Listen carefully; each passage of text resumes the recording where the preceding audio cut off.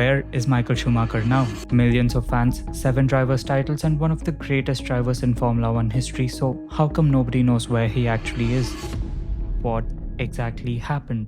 To answer this question, we gotta go back to 2013. Michael was about a year into his retirement at this point, and they decided to spend the New Year's at the Maribel Resort in the French Alps. 29th of December was a bright sunny morning, and Michael along with Mick and a few other friends went skiing. This wasn't something out of the ordinary because he was known to be a pretty good skier. They were just going on with their usual day until late morning, and that was the moment everything changed. Around 11 am, Michael veers off the regular ski path. 11:02 am, after skiing for about 20 meters, he comes across a patch of exposed rocks. 11:03 am, Michael hits a partially covered rock which makes him lose control. He gets tossed headfirst into a huge boulder, and even though he was wearing a professional skiing helmet, the impact was so bad that it got shattered into pieces. There was a good amount of bleeding at the site and support arrived in a few minutes, but even though he was conscious till then, it was very clear that something was seriously wrong. At about 11:15, he gets airlifted to a nearby hospital, but they soon realize that his condition is far more critical than they assumed.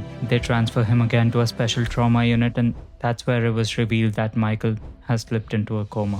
There was internal bleeding and significant bruising on his brain which caused it to swell up. The doctors then had to put him under a medically induced coma and performed 2 brain surgeries in the coming days. They eventually withdrew the medically induced coma, but he was still in a natural coma and it took him about 6 months to get out of it. It was reported that he was discharged after a while and continued getting treatments at home, but apart from that, we don't really know much because throughout this time, his family maintained complete confidentiality. The only person who was allowed to visit Michael was Jean Todt, the man who got him to Ferrari, and he hinted that Michael's ability to communicate was limited.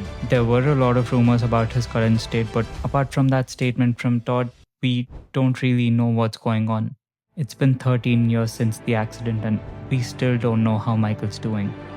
It's extremely unfortunate that a 7-time world champion is in this situation, and a lot of his fans are still pissed about the secrecy, but what most people don't get is that his legacy is far bigger than one accident. Yes, there were a lot of controversies, but he's accomplished a lot too.